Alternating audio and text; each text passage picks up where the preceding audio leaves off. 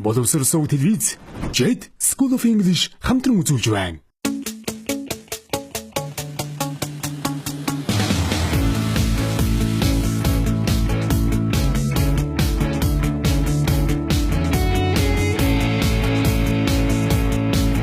Англи хэлний асын зан сургалт. Сайн мэцхан үзэгчдээ та бүхний өнөөдрийн мэндийг хүргэе. Англи хэлний гүнзгий шатны орчуулгын 3 дугаар хичээлийг хэлэхэд бэлэн боллоо. Өнөөдрийн хичээлээр бид эзэн биегөө итгэхгүй хэвэн ит гэсэн хэлбэртэй өгүүлбэрүүдийг харж мөн эдгээр өгүүлбэрүүдийг монгол хэл рүү хамтдаа орчуулах болно. Ингээд та бүхэн хичээлдээ идэвхтэй оролцоорой.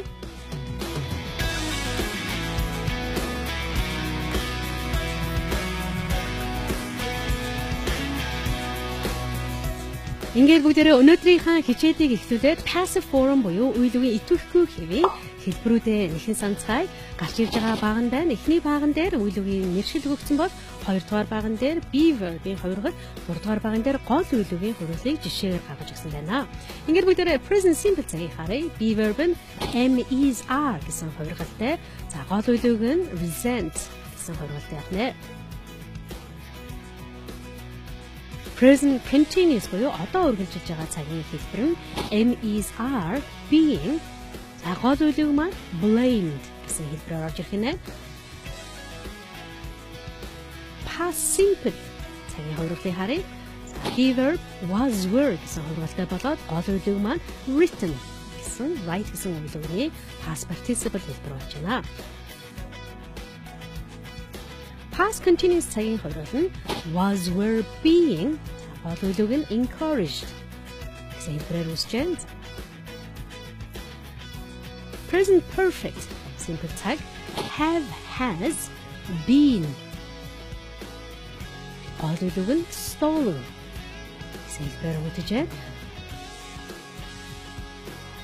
За past perfect цаг дээр had been. Гол үеийг eaten.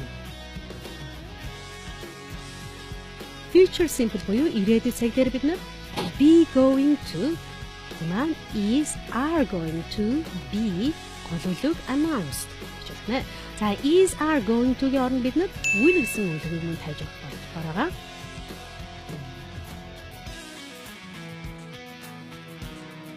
Баймж үеийн жишээг харцгаая. Could, should, be гол үеийг told. Тэгэхээр бүх баймжуудыг оронд нь could, should-ийн оронд тавьж болох нэ. Харин баймжуудын өнгөрсөн цагийн хэлбэр дээр бид нэ could, should, have, been гол үеийг invited. Тэгэхээр туслах үеигүүд should have been гэсэн хэлбэрээр өгдөж байна. За should have been invited гэхээр өрөвдөх байсан юм а гэсэн ийм хэлбэрийг өгч байна.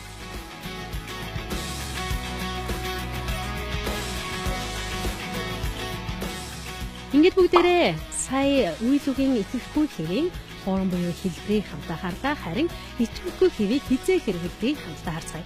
Эхний хэрэглээ буюу итгэхгүй хэвийг үйл өртөгч буюу тусах туун чухал байгаа анхаарлын гол төвд байгаа үед бид нар өгүүлбэртгүүний байранд тавьдаг.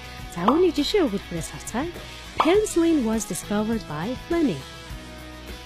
Penicillin гэдэг маань үйл үлдэх чадваргүй эзэн байна. Гэхдээ бид нар пенсилины талаар энэ өгүүлбэр дээр ярьж байгаа бол энэ өгүүлбэртгүүний байранд ирж байна. Тэгэхээр энэ өгүүлбэрийг орчуулах юм бол пенсилинийг Fleming нээжээ гэсэн юм санаа гарч иж байна. За хоёрдугаар хэрэглээ итгэхгүй хэвийг үйлдэгч эзэн чухал биш мөн тодорхойгүй байгаа үед хэрэглэдэг байгаа. За жишээг харцгаая. The museum was built in the 17th century. The museum was built in the 17th century гэдэг өгүүлбэр дотор за музей 17 дугаар зуунд баригдсан. Яг хэн баригдсан нь энэ дээр тодорхойгүй байх нь. За нэг бол тодорхой биш. За нэг бол энэ өгүүлбэрийг хийж байгаа хүнд үйлийг үйлцэн эзэн чухал биш харин музей буюу үйл өртөгч чухал байгаа үед энэ хэлбэрийг ашиглаж байна.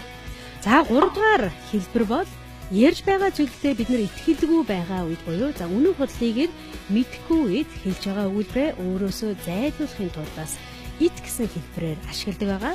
За үүний бүгдээрээ жишээ өгүүлбэр дээрээс харцгаая. It is believed that this ancient society used aspirin. It is believed that this ancient society used aspirin. За passive form нь is believed. За that гэдэг маань араасаа statement буюу өгүүлбэр орж иж байгаа зааж өгч байна.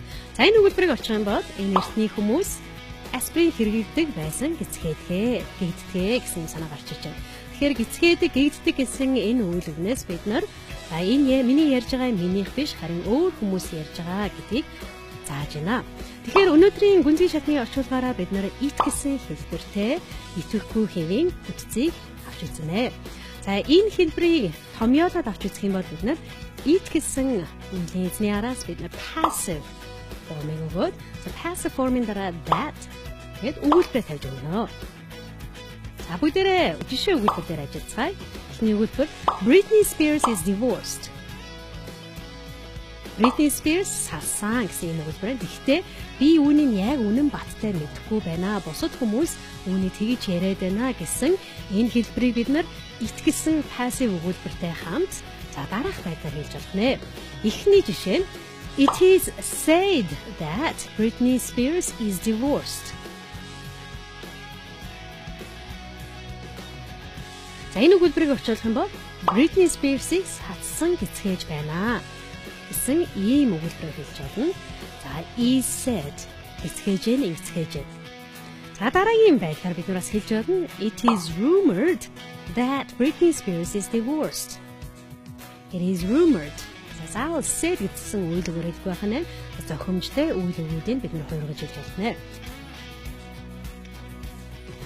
За it is rumored that Britney Spears is divorced гэдэг өгүүлбэрийг бид нэр орчуулах юм бол Britney Spears-ийг салсан гэж шүүгцгааж байна гэсэн юм санаар гарч ирж байна. За энэ өгүүлбэрийг арай өөр хэлбэрээр хэлбэл It is reported that Britney Spears is divorced. Is reported. За үүнийг орчуулах юм бол Britney Spears-ийг салсан гэж мэдэгцээж байна. Юу өөр хүмүүс мэдээж байна. Би үүнийг дамжуулах хийж байна гэсэн юм санаа гарч ирж байна. За дараагийн хэлбэрээр харъя. It is believed that Britney Spears is divorced. Is believed. За үүнод итгэх гэсэн үг байна. За үүнийг орчуулах юм бол Britney Spears-ийг салсан гэж хүмүүс баталцгааж байна.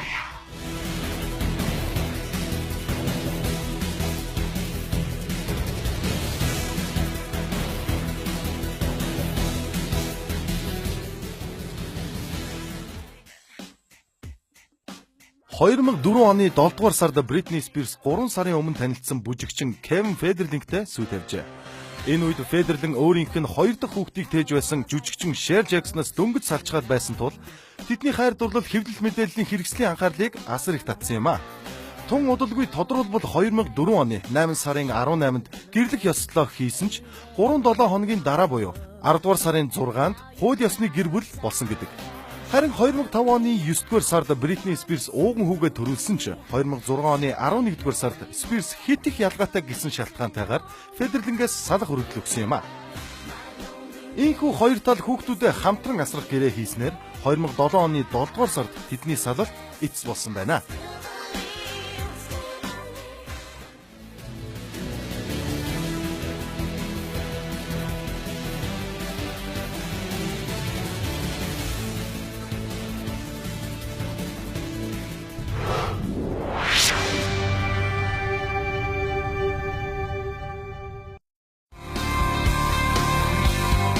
Хятад хэлний алсын зайн сургалт. Тун утгагүй боловсрол телевизээ. За тэгэхээр бид нар it гэсэн хэлбэрийг ерөнхийдөө нэлээд албаны буюу мэдээний хэллэг дээр нэлээд ашигладаг байгаа. За it is said, it is reported, it is rumored, it is believed гэдэг хэлбэрийг яг утга ижлэр арай өөр хэлбэрээр хэлж болно. It гэсэн subject-ийг ашиглахгүйгээр харин бид нар Britney Spears-ийг subject-ийн байранд тавиад passive form за тэгээд infinitive буюу to гэсэн хэлбэрийг аваад хэлж байна. За it is said that Britney Spears is divorced гэдэг миний хэлсэн хэлбэрээр ургаж хэлцгээе. Britney Spears is said to be divorced. Is divorced гэдэг маань to гэсэн infinitive орж ирж байгаа учраас би гэсэн анхны хэлбэрээр орж ирж байна. За Britney Spears is said to be divorced гэдэг нь яг өмнөх өгүүлбэртэйгээ адилхан Britney Spears-ыг салсан гэж үзэж байна. Салсан гэж хэлж байна гэсэн утга бол яа гэж хэлэх нь формын хувьд хоёр өөр янзаар хэлэгдэж болж байна. За дараагийн хэлбэрийг it is rumored that Britney Spears is divorced. Тэгээд бид нэр it гэсэн subject-гүйгээр хэлэх юм бол Britney Spears is rumored to be divorced. За энэ үгдбэрээс гэсэн is rumored гэж орсон учраас Britney Spears гэдэг хүн өөрөө яриад байгаа биш харин хүмүүс түүнийг тэгж яриад байгаа гэсэн энэ санаа бас гаргаж ирж байна.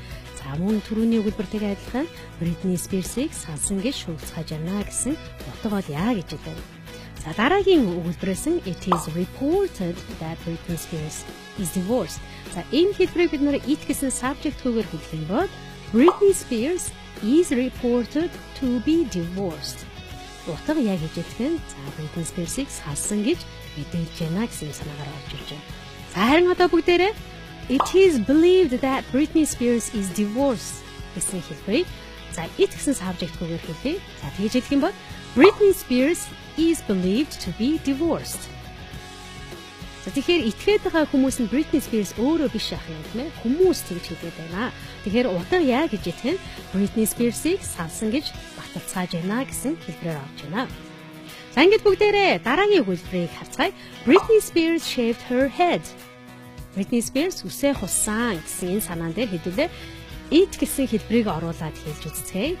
За үүнийг бид нэр it was said that Britney Spears shaved her head. It was said that Britney Spears shaved her head.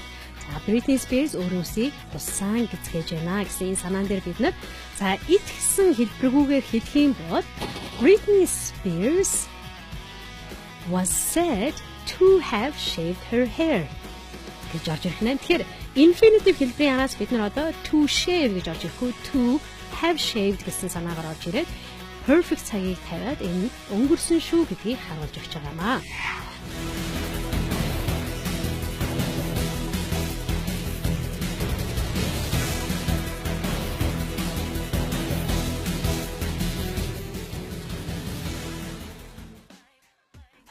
оны 1-р сард Бритни антибиотик мансуурлын эмчилгээний төвд хагас өдөр хэвтэн эмчилүүлсэн хэмээн хэвлэл мэдээллийн хэрэгслээр шүүгэж байсан юм. Тэрээр дараагийн оройн нь Лос Анжелес дахь нэгэн өсчний салонд өөрийн үсээ захилгаан машинаар хусжээ. Тунгудлахуй түүнийг өөр эмчилгээний төвд хэвтэн эмчилүүлсэн гэдэг энэ мэт шалтгаанаас болон 2007 оны 10 дугаар сард хүүхдүүдэд асрах эрхээ Федерленд алдсан гэдэгч шүүхэн шийдвэрийн энэхүү үндслэл нь олонд ил олоог байна.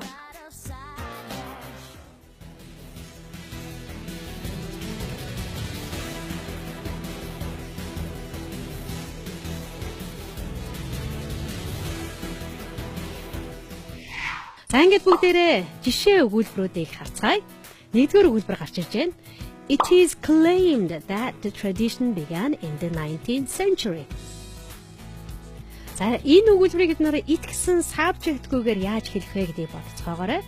Та бүгдээрээ одоо тэр хэлбэрээр үзье.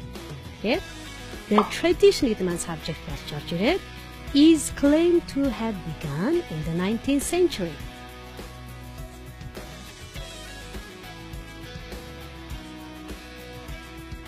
За энэ хоёр өгүүлбэрийг орчуулах юм бол энэ уламжлал нь 19-р зуунд эхэлсэн гэгддэг гэсэн ийм санаагаар орж ирж байна. Тэгэхээр хоёр хэлбэр маань хоёулаа ижилхэн утгаар монгол хэлнээр орчуулагдаж байгаамаа. За хоёрдугаар өгүүлбэрийг харцгаая. It is reported that house prices have fallen by 8%. За бүгдээрээ энэ өгүүлбэрийг it гэсэн subject-гүйгээр мэдээлэх юм бол house price is reported to have fallen by 8% гэж хэлэх нь яа гэхээр өнгөрсөн цаг байсан учраас бид нэр to have fallen гэж хэлэх нэ.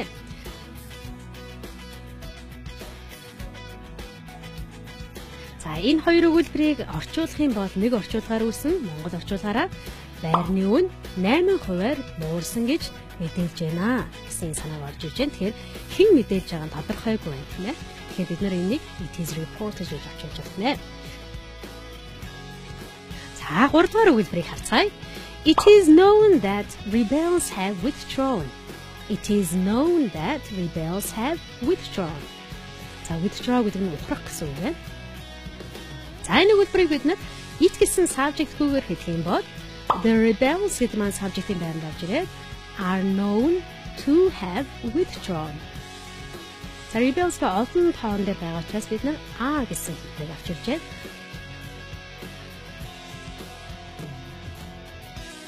За энэ хоёр өгүүлбэрийг орчуулах юм бол босогчд ухарцгаасан гэгдэж байна.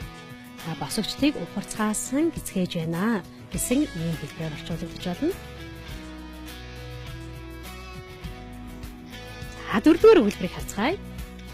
It is said that London is one of the most expensive cities to live in. It is said. Passive form нэ. Тэгэхээр бүгдээрээ энэ өгүүлбэрийг it гэсэн subject-гүйгээр хэлэх юм бол London гэдэг маань үнэсийн эзэн болж орж ирээд London is said to be one of the most expensive cities to live in.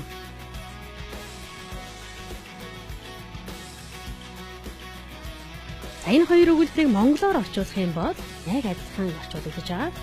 Лондон дэлхийн өндөр өртөгтэй хотын нэг гэдгээ. гэсэн санаагаар буюу хүмүүсийг ярьцгаадаг гэсэн ийм орчуулгатай байх нь. За 5 дугаар өгүүлбэрийг харцгаая. It is rumored that the senior manager has resigned. It is rumored. За шүүгцгааж байна гэж байна. Тэгэхээр энэ өгүүлбэрийг бид нар it гэсэн subject-гүйгээр хэлэх юм бол the senior manager is rumored to have resigned. Resign гэдэг нь огцрох гэсэн байна. Энэ өгүүлбэрийг бид нар монгол хэл рүү орчуулах юм бол ахлах менежер огцорсон гэж шүүгцгааж байна. Ахлах менежерийг огцорсон гэж шүүгэж байна гэж орчуулж болох юм аа. За бүгдээрээ 6 дахь өгүүлбэрийг хамтдаа харцгаая. It is feared that more than 3,000 people have lost their lives in a devastating earthquake. It is feared. За it гэсэн subject-гүйгээр бид нар хэлэх юм бол more than 3,000 people гэдэг юм аа. Өгүүлбэрийн байранд орж ирээд passive form-оор хэлэгдэж болно. За хамтдаа хэлцгээе. More than 3,000 people are feared to have lost their lives in a devastating earthquake.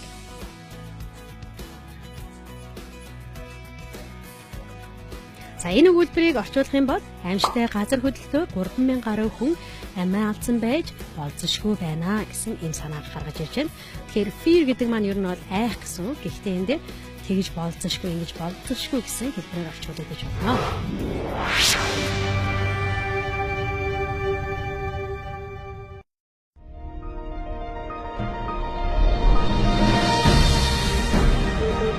Их дэлхийн хэл болсон англи хэлийг сурган хөлийг минь хөгжөлтэй нийлүүлж хэлийг минь олон улстай холбож өгсөн. сурах орчин сурах тесттэй Шинэлэг хөтөлбөр. олон улсын стандартад нийцсэн хамгийн сайн сургалттай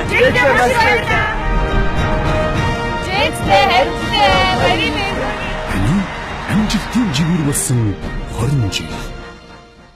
Англи хэлний гүнзгий шатны орчуулгын 3 дугаар хичээл энэ хүрээд өндөрлөж байна. Өнөөдрийн хичээлээр бид ит гэсэн өгүүлбэртэй үеилүүгийн итгэхгүй хэв хэрхэн бүтдэг мөн энэ хэвийг монгол хэлнээр хэрхэн орчуулахыг жишээ өгүүлбэрүүдээс хамтдаа сурцгаалаа. Хичээлийн турш хамтдаа байсан үзэгч та бүхэнд баярлалаа. Дараагийн хичээлээр уулзлаа. Түр баярлалаа үзэгчдээ.